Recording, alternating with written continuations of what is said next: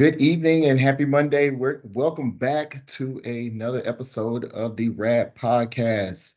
Glad to have you here this pre-Halloween episode as we get ready to dive in and talk about some interesting things today. I am one half of this dynamic duo. My name is Larry Jefferson. Glad to be here today. Yeah, man. Definitely glad to be here. Second half of this podcast duo is Dantrayl Smith, hailing from the great city of M Town, best city barbecue. You know how we roll. You know what I'm saying? So, just glad to be here. And man, if you did not get a chance to check us out last week, you can also check us out on YouTube to see some of our old last week's video and clips. Wonderful discussions. We talked about DEI and shackles, but we talked about it from the corporate sector. And so the panelists that we had last week shared their personal experience of how they are battling DEI in terms of all the legislative changes that are taking place. So great discussion. You can check us out on the YouTube channel. Also, you can check us out on all your audio platforms wherever you receive podcast episodes. But man, Larry, man, I'm excited about today because I not only because I got You're my gonna get us brother, fired. and not only because I got my brother on the podcast, man, but just got a super exciting topic, man, that needs to be, in my opinion, shared all across the world as we talk about DEI and its impact in higher ed. So, yeah. But without further ado, we'll allow him to introduce himself. Good evening, everyone. My name is Dr. Danny Huey, and I'm from the great state of Ohio, proud Buckeye, the Ohio State University. Man, I'm logging off right now. I reside in the state of Florida. I'm an administrator, and I spend my days helping people create access and pathways to get students out of college. And so I'm very active in my community here in Florida, as well as at my institution. So yeah, it's a interesting topic. Yeah. I'm a Hey. Michigan Wolverine fan. Oh no, it's over. I'm gone. I'm gonna go put my hoodie on right now. I'm out now. I'm out. And when do they play soon, right? Michigan, Ohio State, they play soon, or they always like last game? Thanksgiving, couple weeks. Couple weeks. Yep, it's gonna be. And then Michigan is number 2, and we're number 3. So currently, so we'll see. Yeah. Wow. I'll be watching the game then. Hey, D, I appreciate you jumping on here, man, and sharing your words. But before we dive into some of the questions, because as you know, this is a hot topic, and there are a lot of people that are scared to share their own experience, as well as really kind of delve into how the legislators really change in the way that they operate, the way they communicate, and the way that they work with staff and students and faculty on campus. And so my first question to you, man, is just really, what made you be okay to kind of step to this platform and share your experience before we dive into some of these questions? Because I need some of these folks out here to hear, like, look, we got one brother that's willing to step on the stage and speak his mind. Well, I mean, thank you for the question. I think that all of us are scared. I think simply because of the landscape, the political landscape where we are at this moment, right? As people who work at institutions of higher education, we know what our missions are. And so I think it is important to still have these conversations, but we also recognize and need to recognize that we're going to have them a little bit differently. And so I think that is important. And I think we need to, and I don't think we really have the language yet to have the conversations differently.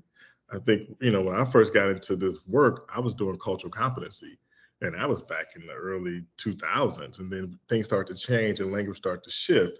And I think because things happen so fast, so abruptly, we haven't really caught up with, we don't really have the language. But I do know that it's important for us to have these conversations, and important for us to kind of refigure that language, right? And what does that mean? And how do we still do our work even if the language is different? Because the language is different, right? It necessitates it to be different, right? But how do we continue to do that work? And so I mean, and plus, authentically, I cannot separate my Blackness from me. I can't separate those things, right? So I still show up to work as a Black person. I still function at work as a Black person. And so I think I don't know how to sit and not be who I am and be authentic. So I think it's important it's courageous. It is, I mean, there are risks, right? That we're very, very clear about that. But I think we have to show up and be courageous and just, again, figure out the language so that we can continue to do the work that we're supposed to do. Yeah. That's a good explanation. I like that. And I appreciate you doing it. The Dantrayl, no, I don't care no way. I'm just more so, if it I can't be silent. So um let's jump into the first question. So how can individuals and communities maintain momentum and resilience in their D&I work when faced with a legislative pushbacks or attempts to undermine progress? Well, earlier, Dantrayl and I were really talking about this a little bit. And the beautiful thing is working at a community college is that our inherent in who we are, our mission is to serve our communities, right? And so in Right. that means that we create access, we create pathways, we create learning opportunities for our students to have the most optimal learning opportunity. And so we also work with faculty to understand what that looks like, what our students look like, who we actually serve. And so for me, when all this happened, to be transparent, I was like, whoa, my life has just changed because I came in with a very set idea of what DEI was and a very set way of how to do things. And so for me, it was this feeling of loneliness, this feeling of like being excluded. And I had to reshift because I still had folks to lead and we still had to do the work, right? And so doing the work, meaning I had to regroup. Okay, this is the language. How do we shift this language, but still can do what we have to do? And so we literally still do the work. We just change our language. So our mission, right? We create access for those students who have been historically underserved, for the students who may not think that college is a place for them. We create that for them. We help them understand that. So that is, for me, is a part of the work, right? Creating equity, creating access. So how do we do that? By still doing the work that we do. And so I had to remind folks, hey, these things change, but we haven't changed. Who we are, our identity as an institution hasn't changed. Now, do we still have a long way to go? Absolutely. But it doesn't change the work that we're doing. So I think that is very key for us. And as an institution, we're very clear about our mission. We're very clear about the students that we serve.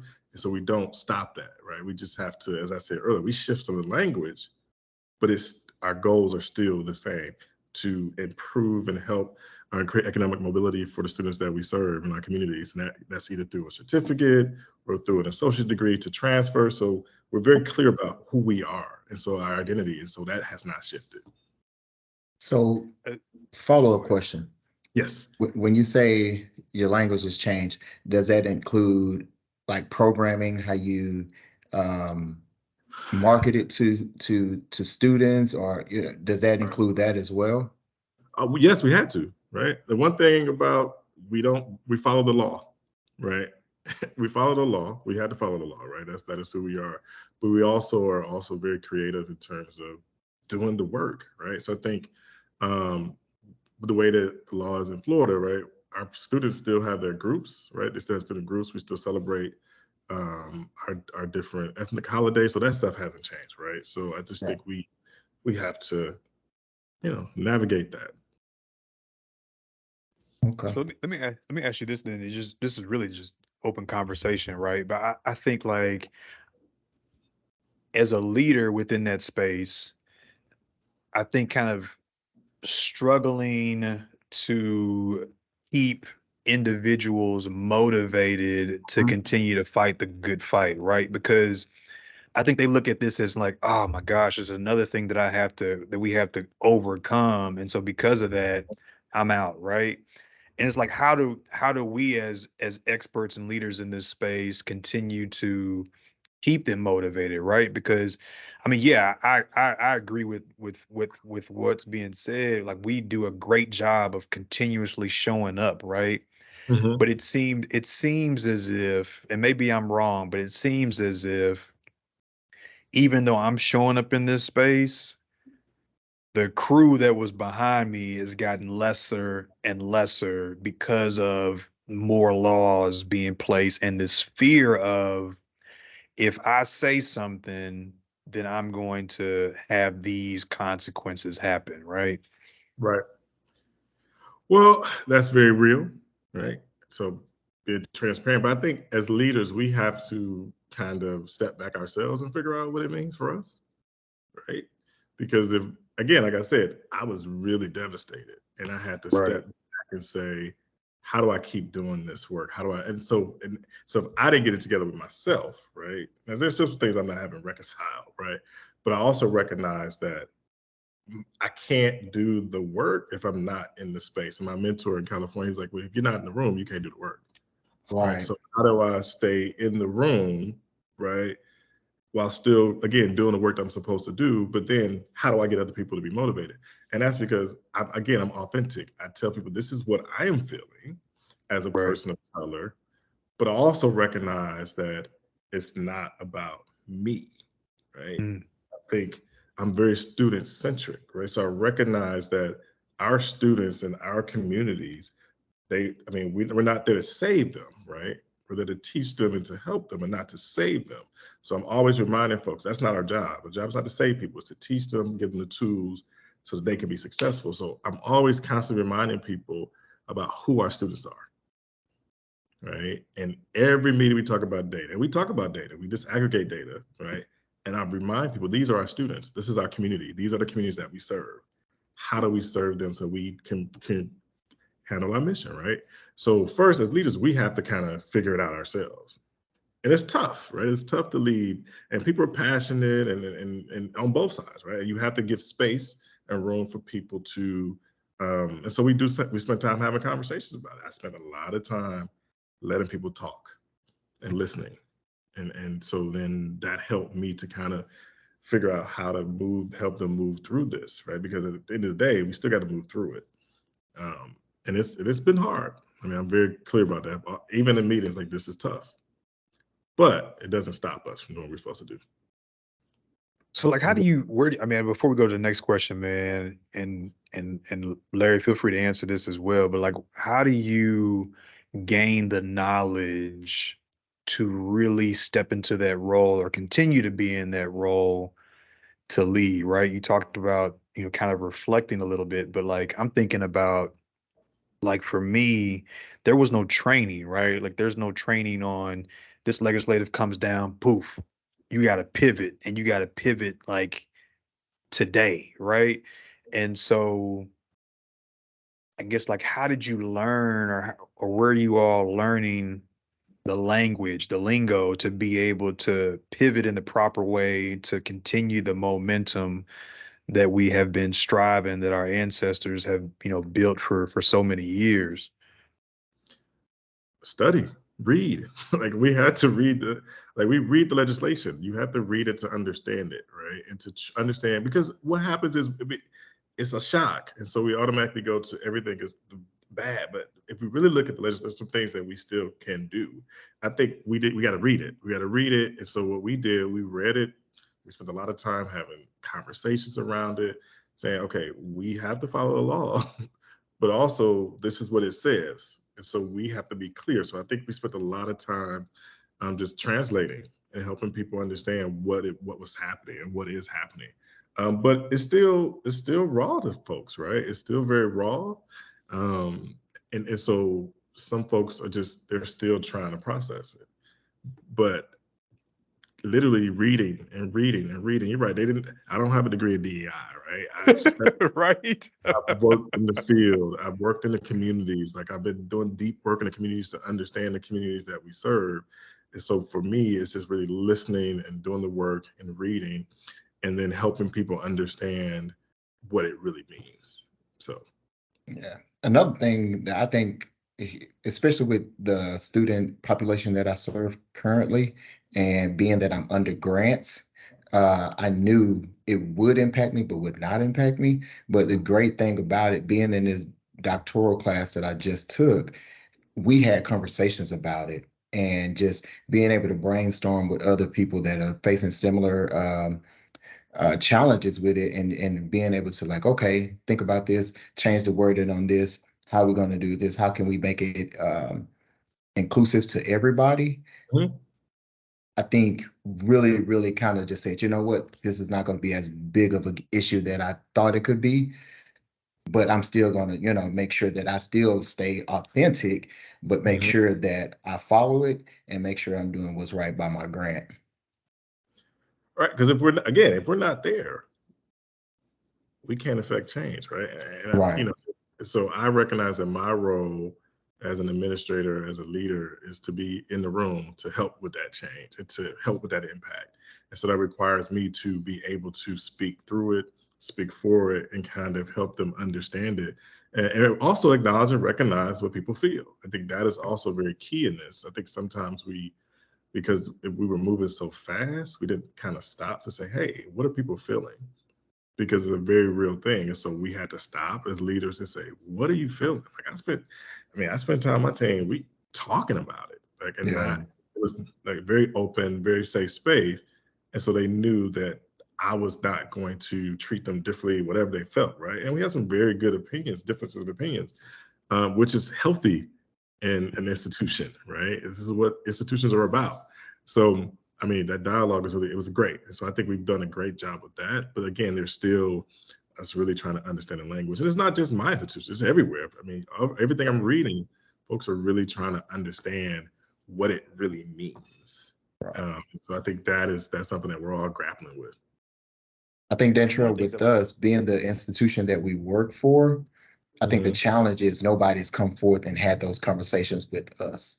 And even though we're in these executive leadership teams and all these meetings, no one is still having the courage to have these conversations. But it's for us to make sure that we keep it Mhm. in the forefront, keep it on their mind. My team and I, we had a whole team meeting about it, and how it would impact us in the services that we offer our students. So we have to be those advocates for the college, even if they are not going to speak up and say anything. And to be honest, it's just tough, man. Like one day I'm gonna be a college president. I don't know what it would have been like to be Already. president in this right now, right? So I have to be very clear about that. right. Those are tough decisions, but there's sometimes they're not always easy, but sometimes you just got to make some tough decisions too. And I think continuing to with our mission, like literally, we have not, you know, veered away from that. I think that is saying like, hey, we know we still got work to do, and we're still doing the work. Yeah. So our next question is what role does education and awareness play in kind of overcoming legislative challenges to DEI efforts? And how can we engage wider audiences to really kind of support inclusive practices? Well, reading the legislation, right? I think again, you have to read the legislation, right? I think that's really important. And the beautiful thing about institutions as a former professor, right? That's the space where we get to have these types of conversations. So we didn't change our conversations, right? We just understood the law, right? And what it says. But we still have these conversations. We still have tough conversations, honest conversations. We still grapple with these things in the classroom and faculty where we have these conversations. So I think education is a space for us to do that, right? I think that if we get into a space where we can't have those conversations, like for real, I think somebody's having a problem with the link, that it will be difficult. So for me, really, as a scholar, I have my folks reading. We're reading. We're Mm. reading. We're reading and then having conversations. So how does this translate into the classroom? How does this translate into our campus goals, to the college goals? So I'm having them, we're like new scholars, right? We're in a dissertation class together. We're reading, having conversations, and our faculty of wonderful folks that are still having these conversations. And so then we're also trying to equip them with the tools to have these types of conversations in ways that are productive and in ways that don't break the law. That's the truth. Man, Larry, I feel like this platform may be trying to hold us back, brother. we had quite a few people last week, and now people saying they having problems with the link. I'm like, link Yeah. ain't changed, but conversation has. Well, at the end of the day, they can always go back and reread it. I mean, re-listen to it, So Yeah, long as we getting the word out there and we're actually addressing it, that's the only thing I care about. yeah. Yeah. Yeah. So I have a follow-up question. You said, are you uh, academic? Or are you student affairs side? Academic. I'm the provost of the West Okay. Campus. Academic. Mhm. Okay. So what A little bit of challenges, student affairs, just a little bit. okay, what challenges have you seen the most with your student affairs side? Because it seemed it really impacts student affairs due to programming, especially those multicultural, intercultural, all those culturals, however they name it.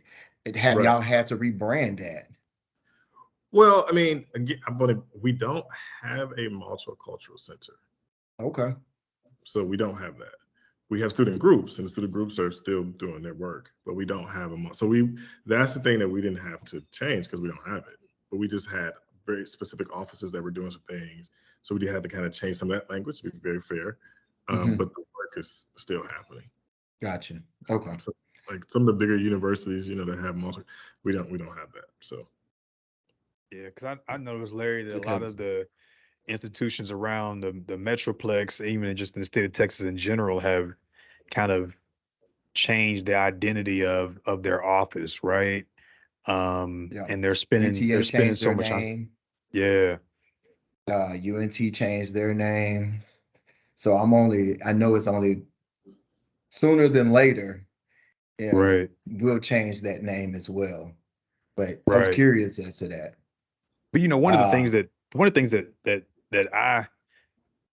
I'm always curious about is I think community college sometimes being more reactive than proactive, right? And I feel like instead of being kind of ahead of the game, reading the legislative, right, and then kind of learning ways, having conversations about pivoting, it's like, well, let's just step back and wait till they tell us what to do, and then that's how we'll really respond to the offices that are currently under that umbrella, right? Like let's continue mhm, to keep fear in the lives of these staff employees versus bringing them to the table and having conversations with them about, hey, this is what it is. Let's talk about what we can do to pivot, right? And that frustrates me. yeah, but the good thing is that's what we did, right? So we did, and so I think that has helped us a little bit, right? Because we did say, well, we see some things happening, right? You never really know what happens, but there's some signs and some things can happen. What do we do differently? How do we pivot? And that's what we did. So those conversations, really unpacking the language, like line for line, like we really did that work, which I'm really appreciative of because it really kind of helped me see that there were some things that were not favorable, like but there were also things that we could still continue the work that we're doing. So we spent the time doing that, and I appreciate Yeah, that, to be very honest. yeah. so how can collaboration and coalition building between DEI advocates, community leaders, and policymakers help counter the negative impact of legislative laws aimed at dismantling diversity and inclusion within higher education? Well, I'm gonna go back to my community, right? We have to get deeper into our community and bring them to the campus. We need to bring them, let them see that the work that we say we're doing, that we're actually doing. And I think that for me is a signal that regardless of what's happening, that we're still committed to creating these spaces for you to be successful, spaces for you to create economic mobility for your families, right? I think that we have to literally still be in this. So I'm really with my faculty and staff, like we have to have deeper relationships with the folks that are around us, that are in our communities that we say that we serve in. Because if we don't do that, right, then there's just this perception, that things have changed so much so that we don't get out here and still do the work. So for me, it's really having these deeper conversations with our community members, asking them how we can support them with our access, with our mission, with our goals, so that we can make sure that we're doing the work that we say we're going to do. So for me, it's really about getting into there and having those conversations. And also, and I tell students have the rights. Read, go have Right. conversations, right? It's okay, right? Certain things I just can't say, right? I recognize that, right? But also, I also empower students to ask questions, right? Yeah, that's it. Ask questions that you're not clear about. Let's have conversations, right? So I think it's important to empower people to ask those questions. And I think that is also can be scary, right? But I think that if it's impacting our education on our goals, it's your education. Ask the question. Right. Like we'll listen, ask the question. So for me, really, it's just kind of having them. And also, one of the things I think we can do is just have real conversations in ways that um, again help people understand what's going on. But those conversations are gonna be hard. They're hard to have. They're even harder to have now, but they're necessary. It's funny that you say that because and when you said, bringing the community to the campuses and all that, who responsibility is that? And then how is that received by a community that is kind of oblivious to what the legislative is even saying or how it's impacting us? For those who don't have students in college or not really grounded into the community, who responsibility is that to educate those community members about what's actually going on? Well, I think part of it is who their leaders are in the community, right? I think that's a big part of it because those leaders are either on boards or or Right. having conversations with folks around it. So people are talking about it, right? So I think that's part of it. The other part is my role is to be a community advocate as well. So I'm that person that's helping my staff create. Hey, these are the forms that we need to have so that our community partners know who we are, know that we are connected to them regardless of Mhm. whatever's happening, right? So part of it is my role, part of it is the role, and also some of the political leaders, right? They have their commissioners and their state legislatures that have these conversations. So they're having the conversations. I think what has to happen more is that as an institution of higher education, we need to get more in there as well. Because I think that we've been missing, and I think part Yeah. of it. I agree. So that is, I think, it's incumbent upon us to do that. And I think it shows that we are still highly committed to creating these environments for you to be successful. But they don't know that if we don't tell them that, we don't show them that, right?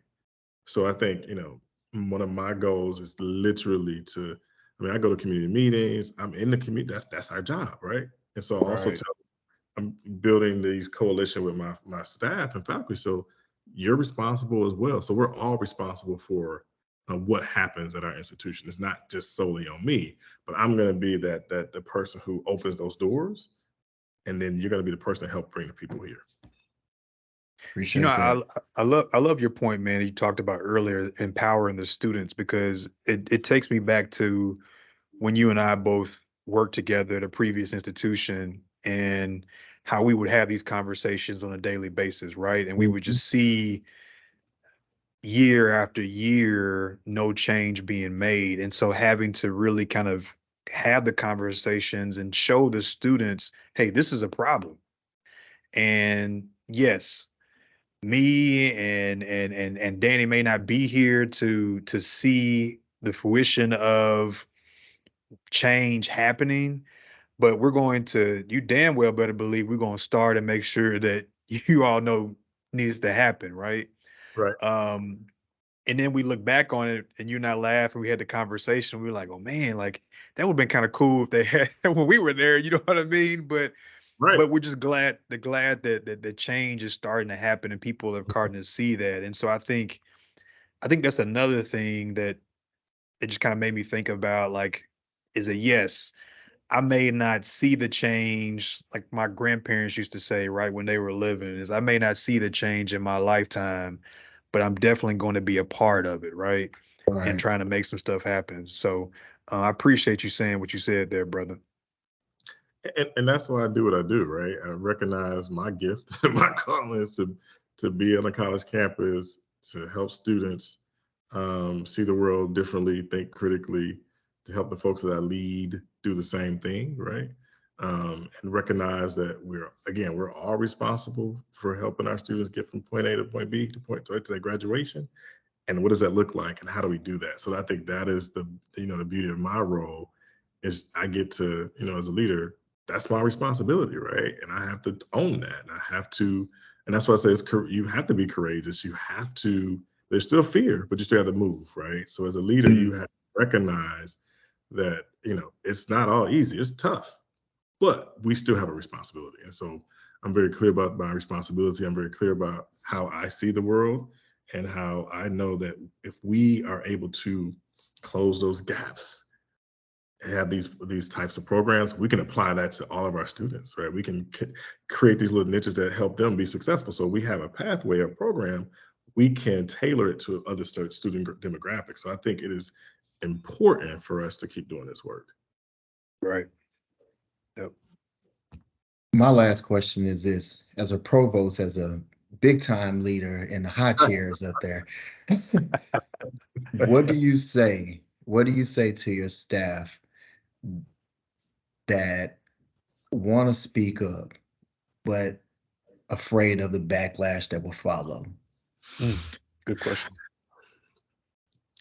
Well, you gotta. This is real. This is very transparent. Sometimes they can't. I agree.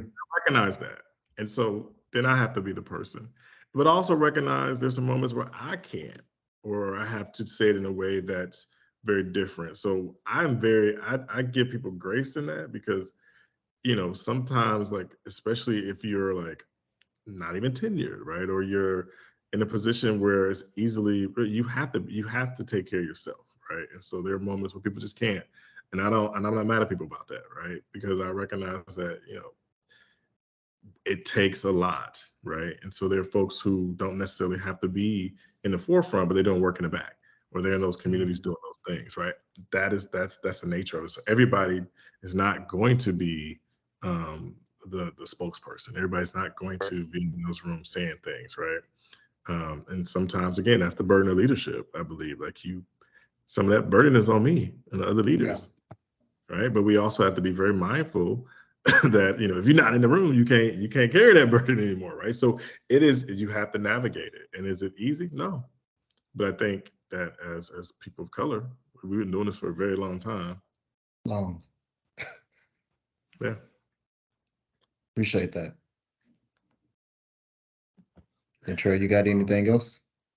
No, man, I think we can open it up to the floor, man. See if anybody on the floor has got any questions. Okay. Does anybody have a question before Dantrayl comes in with his quote? Okay. Come on, Ty. It's not necessarily a question. It's really more of like a statement. The question, you asked the question, whose responsibility is it? And so I do agree that, yes, it is the responsibility of community leaders. And yes, it is the responsibility of those maybe in education or in educational institutions. And I do also agree that it may even be the responsibility of politicians. But I also agree that a percentage of that also should be the individual that's inquiring or the individual that's interested. So that mother or that student or that caregiver or whomever it is, they need to step up and say, hey, what resources are available to me? And I read a quote a long time ago, and it's very true in my opinion. And it said, if you ever want to hide anything from an African American, put it in a book, because we don't like to read.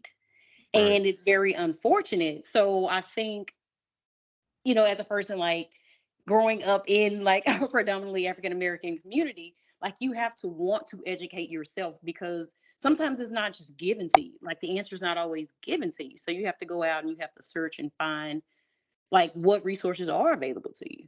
So I think, like I said, that it's also the responsibility of the person that wants that extra knowledge. So it's really more like a statement. Okay. Appreciate it. Thank you. You're welcome.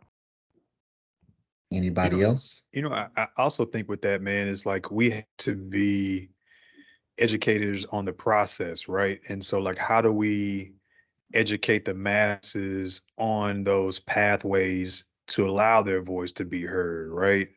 Right. And so, whether that's okay, based upon the system that you live in or you revolve around, here are some tactics that you can take to kind of express how you're feeling about the situation in a proper mode, right? And so it's all about teaching. And I think we as individuals, and I mean, I know us three on this platform, do it, but it's really trying to help the younger generation and even some of the older generation, right? And people that we Right. grew up. You said what? I said, right. You know what I mean? Like really trying to help them understand, okay, like these are different platforms that you can use. These are some of the pathways to take to let your voice be heard in a proper way that you don't maybe feel as threatened. You know what I mean? So, which sometimes is hard to Are do in viewed as a itself. threat. Yeah. Yes. Yeah, it's funny that we're having this conversation. And I think back how my delivery was maybe even 3 years ago. I was straightforward. I was going to bring the truth, but what I realized is more and more people was like, oh shoots, when I got ready to say something. Like I don't want it to be like my truth is so deep that when they hear me talk, they was like, oh shit. I mean, excuse me. Oh crap, here come Larry about to say something crazy. But it's gonna be factual. So now I deliver it in a diplomatic way where it's almost like you tiptoeing around it. And though I don't like that, I feel like it's been more effective. And Right. it took one of my team members to say, this is the reason why you have that role because I wouldn't have approached it like you did. But another thing I decided to do, I said, I have to leave my feelings at home. And once I'm here, everything I'm speaking is just straight factual. I just change the delivery of how the facts all play a part. And I think once you start doing that, the ears of individuals open up just a little bit more. It's crazy you said that, Larry, because I think back how I used to be, right? Like I think about like how when I was in undergrad and graduate school, like I was, I just said whatever the world came to my mind, right? And then once I got in my doctoral program, I don't know, it was like something just clicked in my mind, right? And then I started to understand systems Mhm. and being able to have the trying to think of the word really, but just the knowledge to be able to navigate those conversations in a way that's proper, in a way that doesn't Mhm. feel threatened, in a way that makes people listen, right? And so, um, you know, kudos. I mean, I'm not saying everybody has to go get a doctor, but I think for me, it definitely equipped me with the skill sets to be able to reside in these type of spaces and not come off as aggressive or threatening as I would in the past. I'm like, oh, what you said this, blah blah, like blah blah blah blah blah blah. You know what I mean? Like Memphis would come out of me. But I do have now to thank I'm sorry, Dantrayl. no, go ahead, bro. I had to thank my HR people because HR folks really teach you how to have conversations, Right. right, in ways that are honest and still very meaningful and tell the truth, but in ways that, as Larry and Larry both articulated, that the people not listening to you don't matter, right? It's the same thing as, again, if you're not in the room, you can't do anything, right? So how do you still have these honest conversations about change, about people that we serve in ways that people are motivated and they say, okay, I might not agree with you 100%, but I recognize that this is what we signed up Mhm. supposed to do. It's an art form. I think we've all matured. I mean, I know I've matured. I used to be really out there like that. So, but also recognize, I what my responsibility is, right? And so I'm very student centric, and that means I need to create those spaces for them to be successful. I got to be there to do it. Absolutely. Dantrayl, what quote you got for us today, man? All right, man. Do we have anybody else that wanted to say anything? I didn't see any hands. Okay. All right. So this quote comes from Brother Freeman Habrowski III. Oh, Yeah, right. good man, good man. And this brother says, "This is the time when American higher education understands that our strength as a country will be inextricably tied to our success in bringing people from all backgrounds into the problem solving as we face the future." The man's book is powerful too. If you haven't read it, Yeah. read his, oh yeah. Change the game. Yeah. Gotta read though. Gotta read. But I mean, I think people read. I think they're not reading what they're interested in. Sometimes we don't present stuff that people are interested in. Right. I'm a former English professor, Ty, so that's why I said that. Right. But I do agree on some of that, yeah. Well, hey everybody. Doc D, I appreciate you, man. Coming on the show, it really means a lot to me and Larry to have you on here. To all of our listeners, make sure you tune in next week as we complete this series of DEI and shackles, as we talk about DEI's effect in the nonprofit world, and so how is it being attacked in terms of that atmosphere. And so make sure you tune in, same time, same channel. Great conversation. Same Once again, link that's accessible. yeah, link hasn't changed. Link hasn't changed, man. But you know So I what? don't- That first week we was having some, issues with the link too. So it is what it is. It's technology, right? Man, don't you gotta love it. Yeah. I love it. I appreciate it. Thank you guys for inviting me. I really appreciate that. All right. Well, there's nothing else. We'll see y'all next Monday. Have a good one.